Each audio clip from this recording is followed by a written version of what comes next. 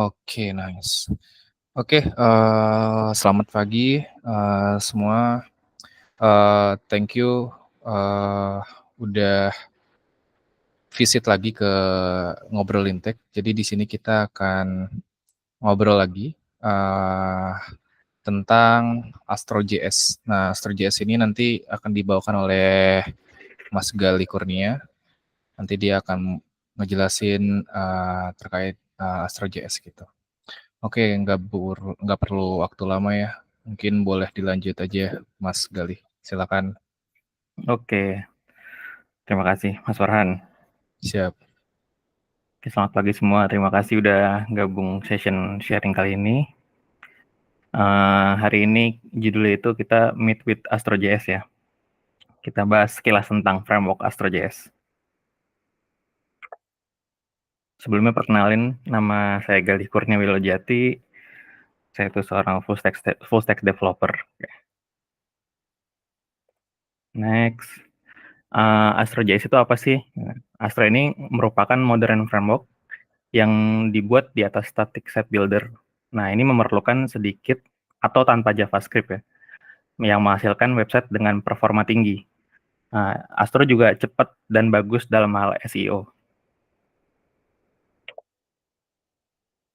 Ini ada hintnya ini, Astro ini dapat dibuild ya melalui SSG atau Static Site Generating, ataupun SSR, itu Server Site Rendering. Kalau lihat di gambar ini, si Astro ini kita bisa build lewat static website kayak GitHub, Firebase Hosting gitu. Bisa juga pakai server render websitenya atau SSR. Itu bisa pakai Netlify atau Vercel. Oke, selanjutnya itu ada design principle. Si Astro ini punya 4 design principle.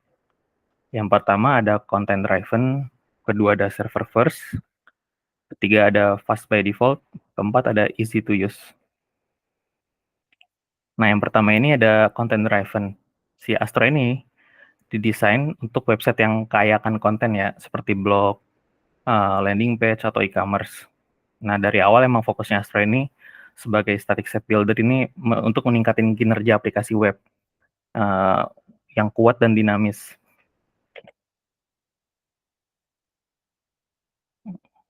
Nah, untuk yang selanjutnya ada server first. Si Astro ini memaksimalkan rendering server dibandingkan rendering dari sisi klien atau di browser. Astro mengutamakan server memungkinkan ikut serta dalam rendering jika hanya dan tepat jika diperlukan. Jadi dia juga bisa rendering di sisi klien kalau diperluin. Nah, render Astro mengutamakan server baik pra-render atau sesuai permintaan, memberikan kinerja yang default yang dapat ditingkatkan dan diperluas. Yang selanjutnya ada fast by default. JavaScript kan kadang-kadang menyebabkan lambat sebuah web ya. Nah, ini karena banyak ponsel atau device-nya si pengguna ini speknya rendah gitu dibandingkan laptop si developer. Kan saat developer ngetes mungkin baik-baik aja karena device-nya kenceng kan. Jadi ketika udah di deploy kadang user yang pakai itu ngerasa yang lambat juga karena mungkin device-nya atau speknya rendah atau lambat gitu. Nah, keajaiban Astro ini terletak pada cara ia gabungin dua nilai yang dijelaskan sebelumnya. Fokus konten dengan arsitektur yang mengutamakan server untuk memberikan fitur yang tidak dapat dilakukan oleh framework lain.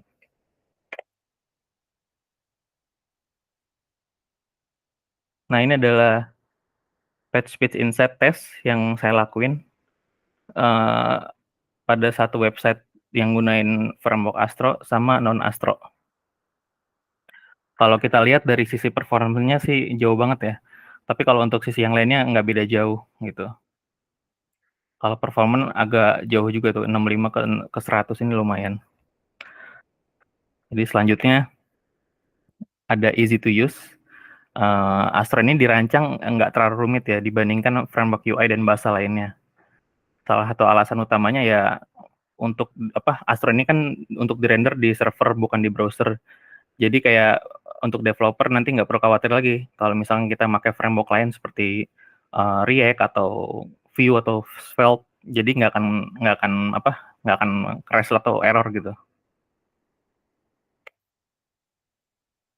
Selanjutnya kita masuk ke fiturnya si Astro ini. Ada 4 yang mau dibahas.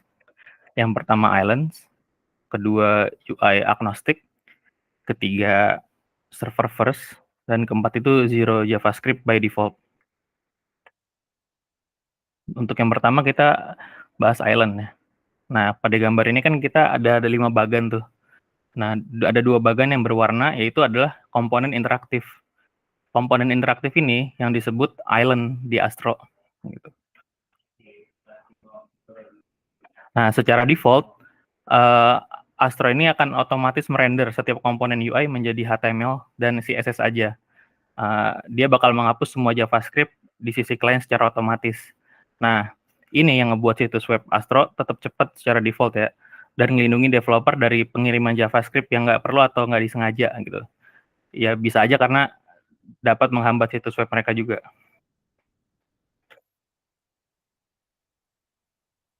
Untuk mengubah komponen statis menjadi interaktif atau island, di Astro ini kita memerlukan namanya directive client ya. Kalau kita bisa lihat di gambar tuh, ada komponen, habis itu dibikin parameter situ ada client, load. Nah, itu untuk merubah si komponen itu menjadi komponen interaktif atau island.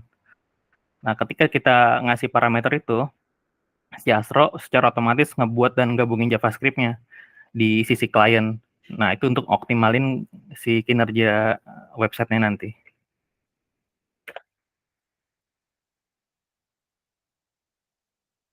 Island arsitektur ini menghasilkan kinerja front-end yang lebih baik dengan membantu developer menghindari pola JavaScript yang monolit dan menghapus semua JavaScript yang tidak penting dari halaman secara otomatis. Dan developer juga tetap bisa menggunakan komponen dan UI framework favorit mereka. Dan Astro juga tetap mendapatkan manfaat ini gitu. Fitur yang kedua ada UI agnostic. Kalau kita lihat di gambar tuh, ada beberapa UI framework yang bisa dipakai. Jadi si Astro ini bisa diintegrasiin ke beberapa UI sekaligus. Jadi ada bisa pakai React, bisa pakai Svelte juga, bisa pakai Vue juga gitu. Dalam yang bersamaan juga bisa. Nah, untuk cara nggunainnya si komponen framework lain ke Astro, kalau kita lihat di gambar ini kan ini dia ngimport komponen si React-nya. Habis itu ya tinggal dimasukin aja komponen React ke template-nya itu. Tapi sebelum kita ngebikin komponen React-nya ini, kita harus nginstal dulu sih beberapa modul repo yang harus diinstal di Astro ini. Nah, selanjutnya ada hydrating interactive component. Nah, hidrasi ini adalah proses untuk memulihkan aplikasi yang diberikan sisi server pada klien.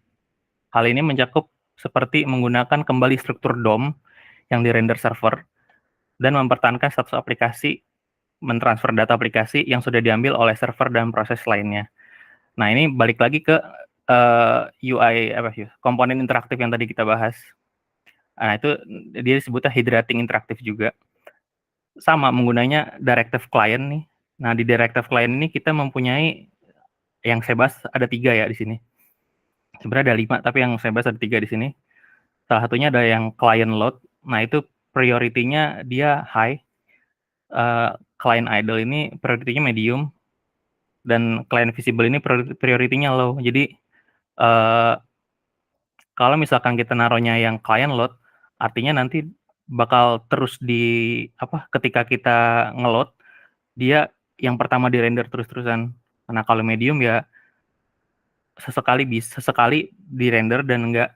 Nah, kalau low mungkin dia bahkan nggak akan di-render gitu, nggak terlalu penting.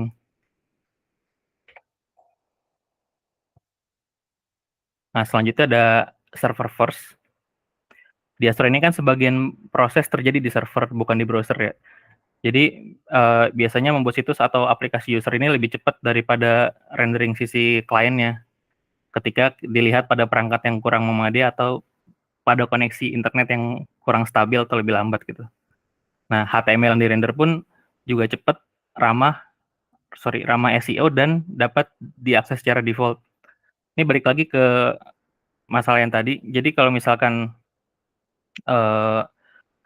si end user atau pengguna ini memakai device yang apa ya, kurang cepat atau speknya kurang, nah ini akan sangat membantu kepada user yang seperti itu. Jadi dia nggak akan mendapatkan yang apa ya, yang koneksinya lambat, sorry, ini bukan performanya lambat ataupun ada bug-bug yang terlihat nantinya gitu. Itu untuk meminimalisirnya kayak gitu. Nah, di server Verse ini ada server output modes. Server output modes ini punya dua mode ya. Yang pertama ada pre-render. Dalam mode ini outputnya itu static, value-nya static. Nah, dalam mode ini seluruh situs akan di pra-render dan semua halaman di server akan dibuat terlebih dahulu, baru dikirim ke browser. Dokumen HTML yang sama dikirim ke browser untuk setiap pengunjung, dan pembuatan kembali situs diperlukan untuk memperoleh konten halaman. Metodenya ini dikenal dengan static set generating. Jadi misalkan yang pre-render ini ketika user nge-load halaman, nah seluruh halaman itu akan di-load ketika user nge-load itu. Jadi dia nggak akan nge-render sama sekali nantinya lagi. Jadi benar-benar di saat dia nge-load akan di-build semuanya baru dikirim ke browser gitu. Static ya masuknya. Nah, yang kedua ini ada namanya on-demand rendered. Dari dua mode Astro ini dapat dikonfigurasi untuk mengaktifkan rendering sesuai request pada beberapa atau semua halaman, root atau endpoint API. Di sini ada dua mode ya. Yang pertama ada output server. Output server ini untuk situs yang sangat dinamis dengan sebagian besar atau semua root sesuai request. Yang kedua itu ada hybrid. Hybrid ini untuk sebagian besar situs, sebagian besar situs statis dengan beberapa root sesuai request-nya. Kita masuk ke zero JavaScript by default. Nah, kalau kita bisa lihat di gambar ini kan komponen script-nya. Si Astro ini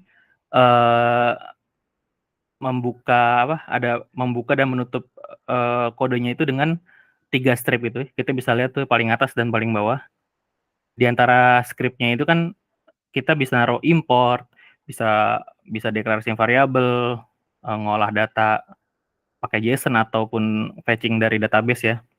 Nah, baru di bawahnya kita bisa pakai template-nya gitu atau nulis-nulis komponen-komponen gitu. Jadi ngolah datanya di bagian atasnya ini.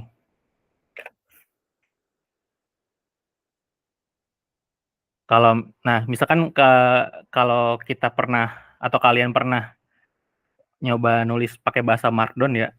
Nah, itu kita bakal familiar sih dengan konsep kayak gini karena si ide Astro ini dia diambil dari konsep front matter dari bahasa Markdown. Nah, di dalam komponen script ini kita bisa nambahin yang tadi saya sebutin ya. Kita bisa nambahin import komponen dari Astro, dari framework lain, JSON, dan fetching data dari database ataupun API.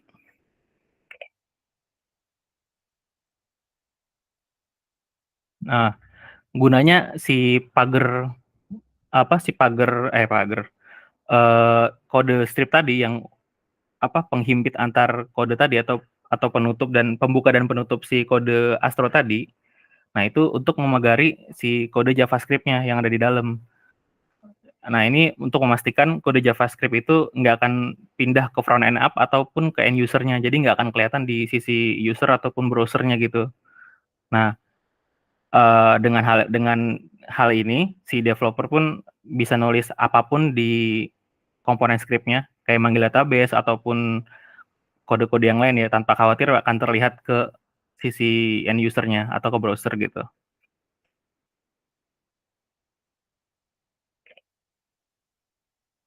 Untuk materi Astro sampai situ, apa ada pertanyaan? Oke. Wah. Asing. Asing ya? Nggak apa-apa. Kita kan Asing ya. belajar banyak ini apa framework aja biar tahu dia Oke. punya apa gitu kan. Oke, mungkin gue lempar dulu ke yang lainnya. Mungkin dari Mas Ilham, Mas Rehan, Saldi, Mas Ubay, Mas Bagas boleh kali. Ada yang mau ditanyain? Mungkin ada yang kurang jelas gitu. Atau mau dipastiin gitu pertanyaannya. Atau tunggu dulu deh.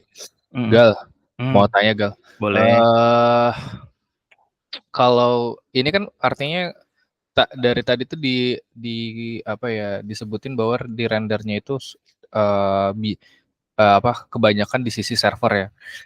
Karena supaya karena yang tadi klien itu nggak semua punya HP bagus lah, intinya gitu, perangkat bagus gitu.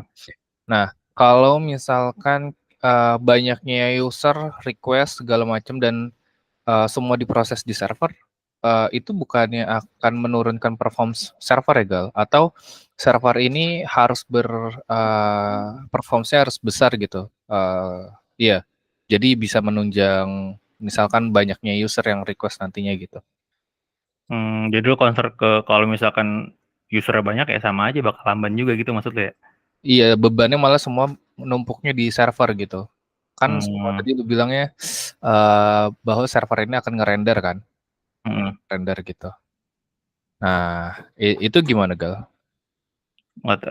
Kalau menurut gue sih yang dijelasin di Astro ini, dia itu ngejelasin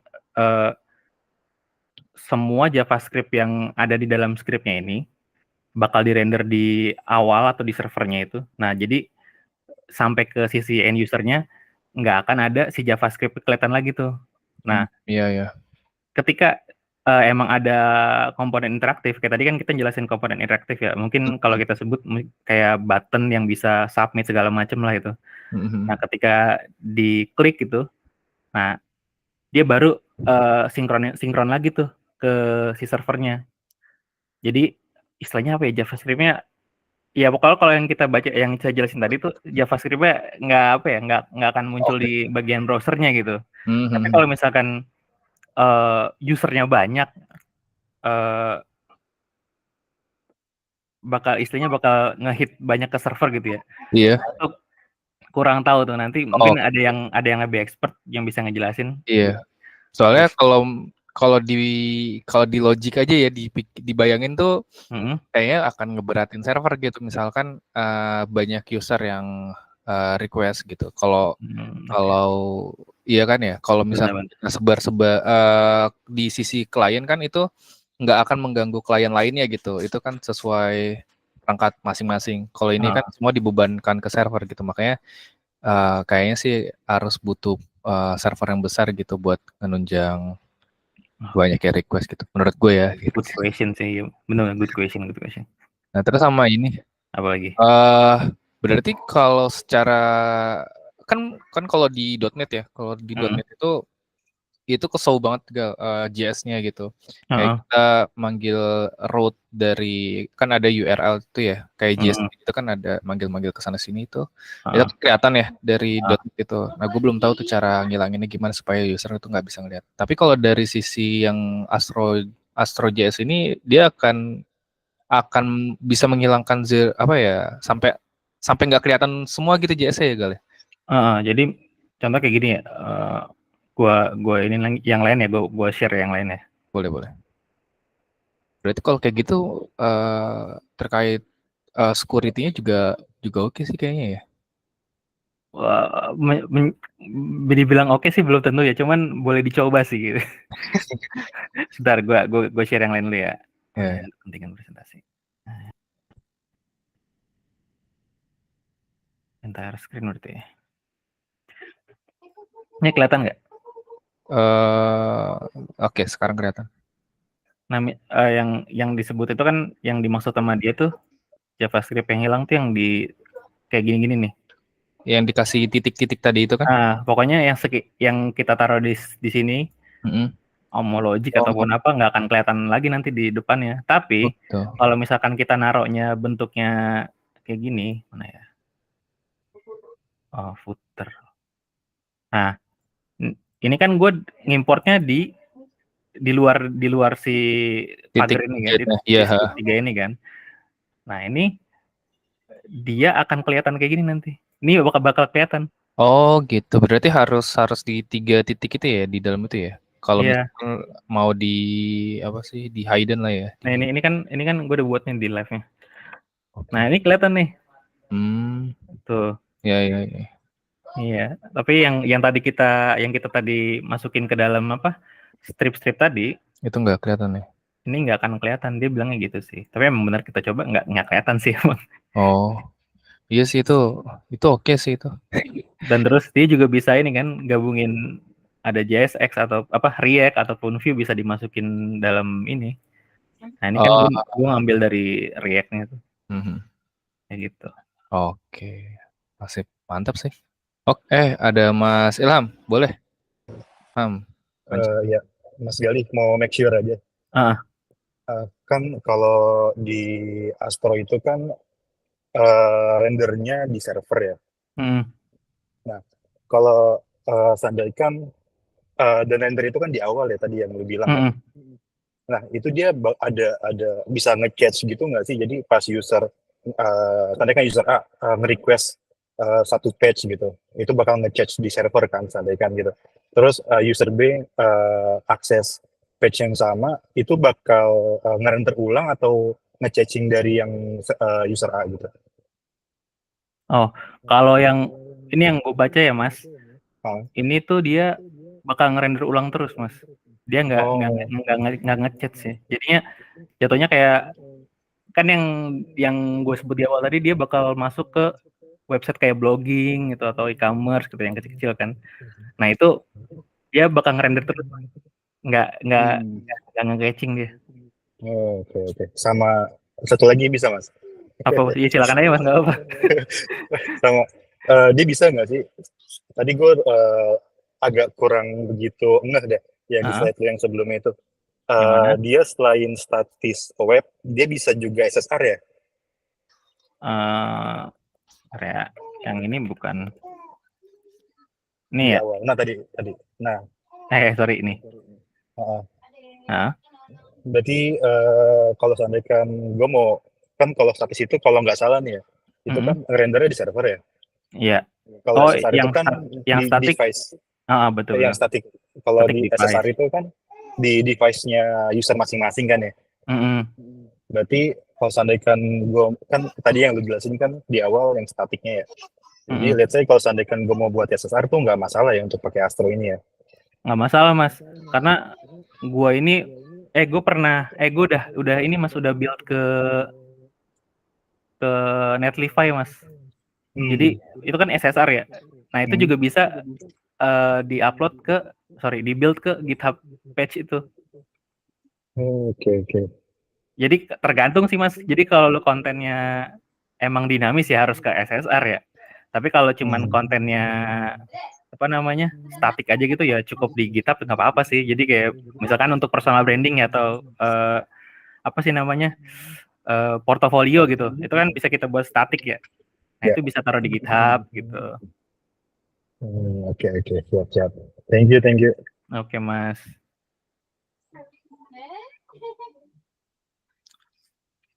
Nice. Thank you Mas. Ada lagi yang lain? Ini yang baru datang. Ada yang mau ikut di? Yang baru datang mau nanya apa dia? Mas Farhan. Dari saya cukup. Terima kasih Mas Ubay. Ya. Ayo nanya dong. Mana? Ya, gue mau tanya nanti di close ini aja, close record ya. Oke, siap. Waduh, ada lagi nggak, Saldi? Rehan, sesama mobile developer, nggak ada yang mau di next year apa? Wah, Rehan ini ngantuk nih, dia habis main game. Aman bang. Wah, gokil. Emang jiwa mobile berarti udah langsung paham berarti. Kelas emang. Ngantuk Rena abis main Valorant. Biliar semalam kalau nggak salah. Enggak, berarti Astro ini di dalamnya itu bisa apa ya? Gue masih nggak paham sih karena bukan bidang ya. Kalau kan tadi lu bilang di JS itu bisa apa ya? React.js juga bisa di Astro itu maksudnya gimana? Jadi lu bisa pakai komponen dari React.js atau Vue.js. Jadi lu misalkan lu udah punya komponen nih di React.js yang gue males bikin lagi gitu, ya lu bisa copy ke sini. Oh gitu. Tapi andaikan gue nggak pengen pakai framework di luar sana, gue hanya pakai Astro bisa juga? Bisa, bisa juga. Oh, keren juga. Jadi ya itu Han yang tadi kita bahas, si framework JS ini kan banyak menawarkan ya. Jadi kalau emang ada yang kelebihan ya pakai, kalau nggak ada ya udah nggak usah dipakai kan gitu kan. Oh gitu ya. Wah mantap sih. Itu salah satu kelebihannya itu sih. Dia bisa integrasi ke banyak framework UI itu. Iya. Iya jadi nggak kerja 2 kali kan. Kalau lebih gas. Tapi proyeknya jadi apa namanya? Dependnya kebanyakan gitu sih. Iya, nggak Size-nya juga jadi gede juga. Iya betul. Kalau lu misalkan lu udah pakai Svelte, udah pakai Vue, udah pakai React, udah pakai Preact gitu, bisa ratusan MB kan. Tapi kan ini front end pal, bukan bukan back end. Bedanya apa ya? Ya, maksudnya kalau back end kan digunain untuk performa gitu. Jadi kalau size-nya kegedean ya server lu udah pasti berat kan. Kalau front end kan untuk ngerender aja biasanya kan. Oh enggak, lucu aja kalau lu bikin static page tapi size-nya nyampe 100 MB kan it's joking. Iya sih, betul. Untuk static kayak tadi yang gue bilang portofolio iya. Cuma kalau yang untuk nggunain kayak komponen yang lain-lain, menurut gue sih konten dinamis lah harusnya, jangan static. Kalau untuk coba-coba sih ya nggak apa-apa lah, namanya belajar kan. Coba aja nggak apa-apa, orang ini gampang sih menurut gue. Iya kan. Ngetesnya, maksudnya kayak apa namanya, untuk ngeplaynya gitu, kayak kan banyak tuh, ada Netlify, ada Vercel kan gratis tuh semuanya. Bisa lu coba lu deploy aja ke situ pakai ini gue ada nih kalau mau ngedeploy, gue ada project-nya. Ya mungkin nanti kalau ada yang mau nyoba-nyoba boleh di ini kali ya. Ntar di-share deh ya di grup ya. Iya, repo di grid. Oke, yang lain ada tambahan lagi? Mungkin ada tambahan lagi nggak terkait ini? Gue mau nanya, cuman gue nanya bingung apa, nanyanya apa gitu. Dari saya cukup Mas Farhan. Oke, siap. Ya udahlah. Cukupin aja kalau udah nggak yang nanya. Siap. Oke. Kalau gitu, mungkin udah nggak ada pertanyaan. Thank you buat Mas Gali untuk presentasinya ya. Sama-sama semuanya. Terkait AstroJS, dan thank you semuanya yang udah hadir. Oke, kita tutup aja ya. Selamat pagi semuanya. Sampai ketemu di session berikutnya. Thank you. Oke. Terima kasih Mas Gali. Yuk.